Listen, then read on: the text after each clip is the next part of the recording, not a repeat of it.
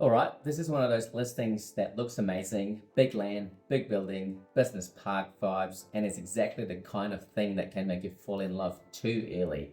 But here's the problem, a pretty listing can hide an expensive lesson. So today, I'm doing a fast online triage before I even contact the agent test, so I don't waste time, don't get emotionally attached, and don't buy stress disguised as good deal. If you're new here, welcome. I started this channel to document my journey to owning a commercial property within 10 years. So let's practice the system on this listing, 45 Princess Street, Riccarton. Here's what the listing gives us at a glance. Its freehold land is about 5,400 square meters, building is around 2,700-ish square meters, and it's marketed like a mix of warehouse, studio space, plus high-end offices. It also mentions multi-tenancy potential, fully climate controlled, cafe, and even lift access. Sounds premium, right? But now I'm going to do what I'm training myself to do. Don't get impressed. Get curious. Here's the harsh truth. This sale listing, at least from what I've shown publicly, doesn't clearly show the stuff that actually matters for an investor.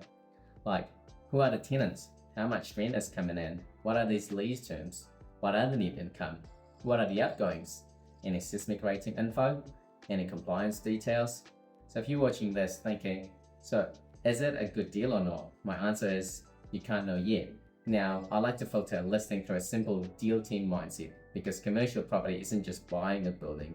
You're buying a legal risk, building risk, tenant risk, and cash flow reality. So here's how my mental deal team reacts to this listing. A valuer would say, cool, big site, big building, multi-tenancy potential, but show me the rent schedule. Because without rent and lease details, you're not valuing an investment, you're just valuing a vibe. Also, multi-tenancy potential can be great, but sometimes it's code for someone needs to do the leasing work. And leasing work equals time, incentives, fit out costs, vacancy risk. So the value in my head is basically standing there like, nice photos, now show me the numbers. This is where people get caught, because freehold sounds clean. But business parks often come with easement covenants, shared access, services rules, around parking, signage. So my lawyer brain says, if it's in a business park, I want the title and all instruments before I get excited.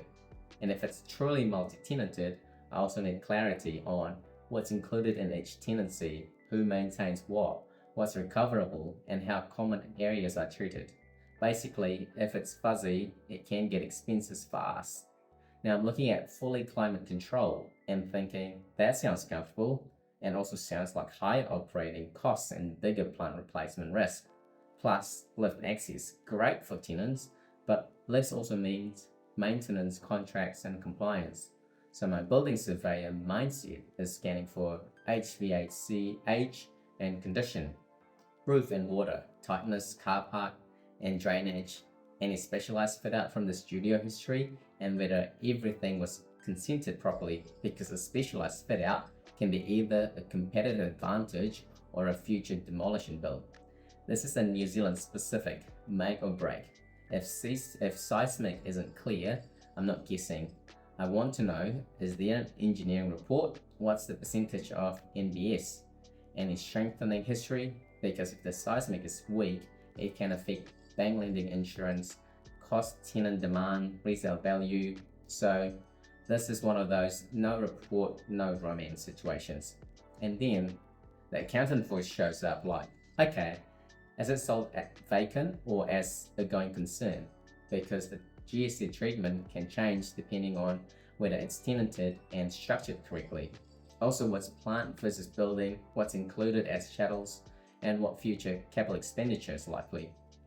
Translation, you don't want to deal where the cash flow looks fine until the paperwork hits reality. So here's how I'd score this based on the listing alone. This is worth a call only if you're open to value add or leasing complexity. But if you're looking for a boring, fully leased, easy to bank property, the listing as presented does not prove it's that.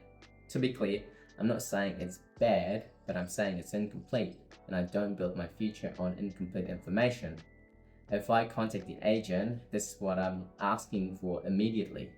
Rent schedule plus tenancy status, lease versus vacant, lease documents, terms, expiries, rent reviews, incentives, arrears, outgoings, budget, plus what's recoverable insurance, details, plus claim history, seismic info, reports plus percentage of NBS, any strengthening, council documents, consents, certificate of code of compliance, building wharf, fire, lift compliance, service contracts, HVAC, lifts, fire systems, floor plans, measure areas, plus parking plan, any environmental risk or asbestos register if relevant, vendor price guidance in preferred terms. And if they can't provide most of that, then this isn't an investment listing.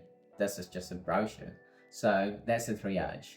If you want, drop a comment. What's the first thing you look for in a commercial listing?